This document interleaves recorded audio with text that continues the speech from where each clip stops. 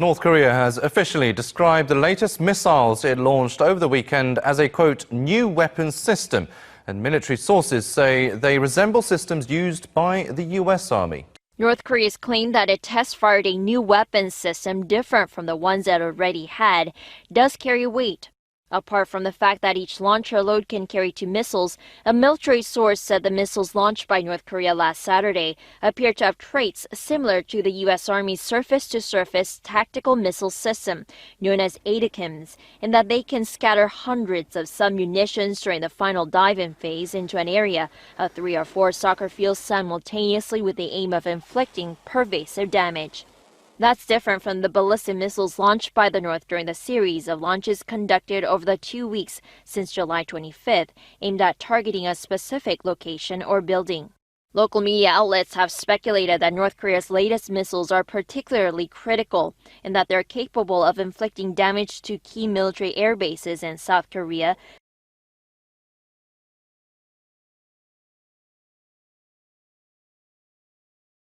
The white-hot debate over China's influence in Australia took another turn today over a Beijing-based company's interest in a local healthcare giant. Eyebrows are being raised in Canberra because the Australian company holds sensitive military medical records, including those of our elite special forces.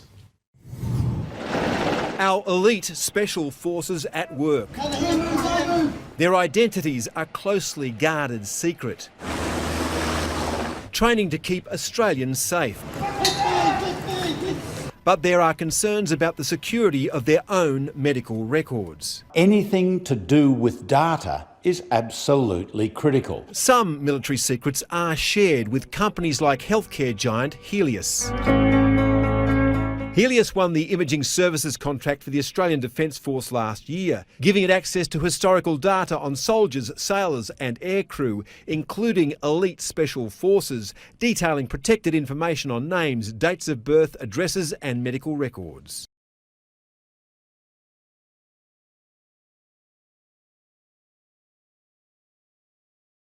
This is the scene at Hong Kong International Airport. Both levels are completely full.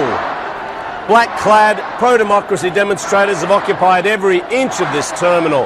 And if we come over here, you can even see down the bottom how many thousands of chanting protesters there are. They're calling for an inquiry into the police following the clashes over the weekend.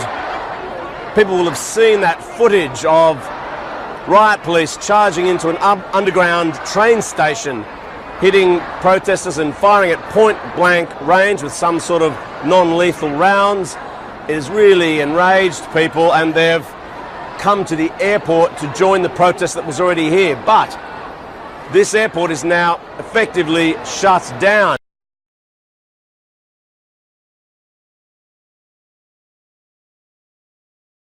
Yemen's horrific civil war just got a lot more complicated. A separatist group that usually fights with the Saudi-led coalition has suddenly opened fire on its own allies, seizing the city of Aden on the southern coast. The so-called Southern Tradition Council has wanted South Yemen to break away from the rest of the country and in the past few days routed government and Saudi-backed forces. Aden is a strategic port city that became the seat of the internationally recognised Yemeni government after Iran-backed Houthi rebels ran it out of the capital, Sana'a. The coalition, including the STC, has been fighting the Houthi rebels. But as Sam Kiley reports, Yemen may now be facing what one group calls a civil war within a civil war.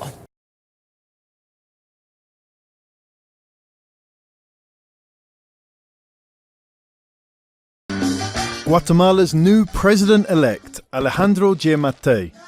On his 4th attempt, the man they called the eternal candidate has finally won. I'm very happy and satisfied with the results, with the confidence of the Guatemalan people. But who is Giammattei? A conservative who aims to resolve what polls say are Guatemalans' top 2 concerns. The first, security. Giammattei plans to get tough, bringing back the death penalty and restricting rights for gang members in jail. And the second, a lack of jobs that leads to Guatemala sending more people to the US border than any other country. Giammattei's promised to stop that, creating jobs by increasing tourism and foreign investment to build what he calls an economic wall.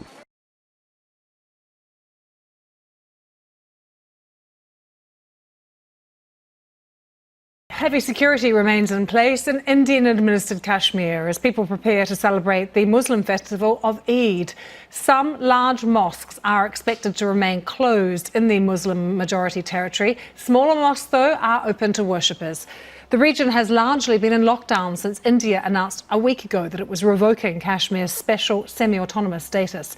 The Indian government has said that law and order has been maintained across Indian-administered Kashmir during Eid. But with internet and phone services still cut off, reporting from Kashmir is extremely difficult.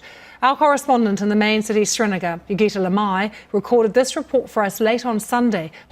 The curfew restrictions, which had been eased somewhat over the past 2 days, are being strictly enforced again now. There are fewer people and vehicles out on the streets than we've seen in the 2 days before this. It's unclear why this action was taken. We were actually able to ask a government spokesman about it.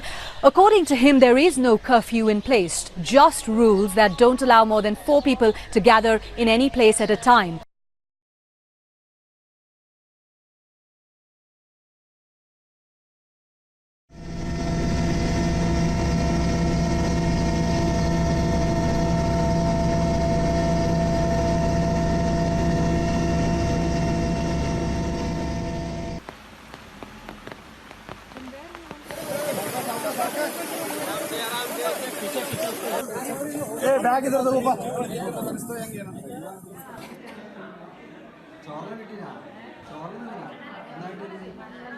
भी बहुत ख़राब मामला है।